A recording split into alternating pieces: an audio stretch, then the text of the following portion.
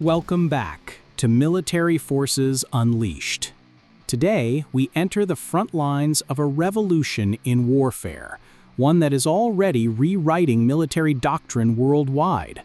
Drones, some costing less than a smartphone, are crippling defense systems worth hundreds of millions. Think about that. The tank, for over a century, the king of battlefields, is now prey. Air defense grids, built to stop stealth jets and hypersonics, are being torn apart by garage-built flying machines. This isn't theory. It's happening right now in Ukraine, Russia, and across the Black Sea. The steel age of war isn't over, but it's bleeding out. And in its place rises the swarm, cheap, expendable, unstoppable. 2:18 a.m., Black Sea coast. A Russian S-400 Triumph, the jewel of Moscow's air defense, $500 million of cutting-edge technology, suddenly falls silent. No cruise missile, no stealth bomber. Instead, a $300 drone slips past defenses, drops a small thermite charge, and the radar ignites. No alarms, no interceptors, just fire consuming the pride of Russian engineering. And this humiliation, it isn't rare. It's becoming routine. Drones are striking radars, oil depots, ammunition dumps, even air bases hundreds of kilometers from the front line. The terrifying truth, billion-dollar defenses are being dismantled by machines built in basements. So the question is clear. If this is happening now, what future do tanks, jets, and warships really have? For over a century, tanks dominated warfare. The Soviet T-34, the American Abrams, the German Leopard 2, icons of unstoppable power. In February 2022, when Russia invaded Ukraine, they deployed over 1,200 tanks expecting a quick armored victory. But instead of triumph, they ran into an invisible enemy: drones. Ukraine had no stealth bombers, no massive artillery advantage. What they had was ingenuity. Off-the-shelf drones bought online, modified with 3D printed parts, guided by operators wearing first-person goggles like gamers.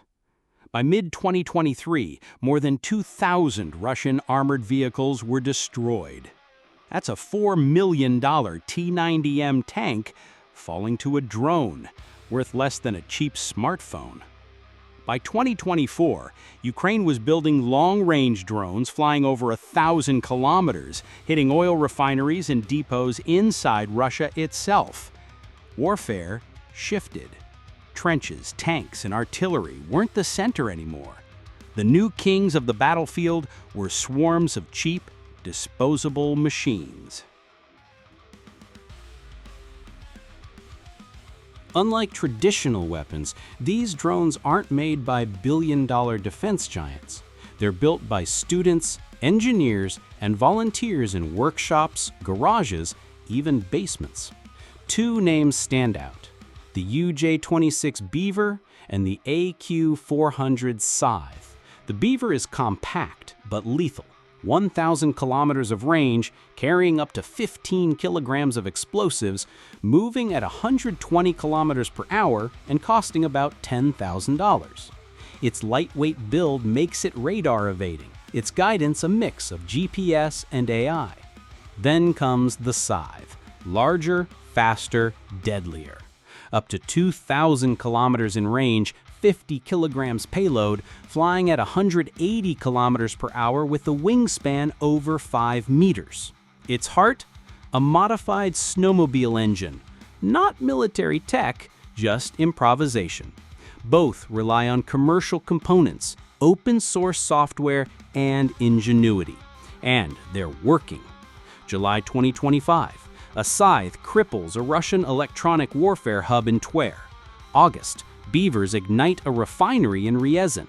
Then August 3rd, a Ukrainian drone hits Sochi's oil depot, the very city that hosted the Olympics. The message was unmistakable. Nowhere is safe anymore. The devastation isn't just in explosions, it's in disruption. That August 2025 strike on Sochi didn't just torch an oil depot.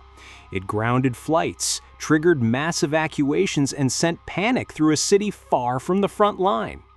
That depot wasn't just local fuel, it powered naval and air patrols across the Black Sea.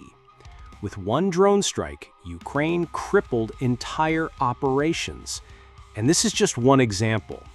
In 6 months, Ukraine launched over 200 long-range drone attacks. Radars blinded near Moscow, fuel depots in Rostov exploding in fireballs visible from orbit, command centers disrupted for hours. Russia often spends over $1 million in missiles to shoot down drones worth 10,000. That isn't defense, it's financial hemorrhage. And that's why the swarm is winning. Cheap, numerous, relentless. Each strike not just destroying hardware, but eroding the myth of Russian invulnerability. Let's break this down. The S-400 is marketed as one of the most advanced air defense systems in existence. It's sold to India, China, Turkey. Russia claims it can counter stealth jets, ballistic missiles, even hypersonic weapons. But in Ukraine, the record is embarrassing. The S-400 was designed for Cold War threats, high-flying bombers, large missile salvos, conventional raids, not for dozens of small, low-flying drones guided by AI coming from every angle. Ukraine overwhelms these systems with swarms. Some distract, some jam, some strike directly. Russia's responses? Electronic warfare trucks, GPS jammers, even soldiers armed with shotguns. A shotgun against a swarm? That's the level of desperation. But Ukraine counters with frequency-hopping GPS, encrypted links, AI navigation. Result? S-400 batteries that should shield cities are being picked apart by drones costing less than a family vacation. The myth of invincibility is gone, and generals worldwide are watching, realizing their own defenses may be just as vulnerable. So what does all this mean? It means the rules of war have changed. The tank, once untouchable, is now prey. The air defense system, once a shield, is now a target. And the balance sheet of war has been flipped upside down. Millions spent on one side, hundreds spent on the other. Armies built on steel and firepower are now vulnerable to swarms built with plastic and code. The message of Ukraine's drones is universal. It's not about how much money you pour into weapons. It's about adaptability, creativity, and numbers.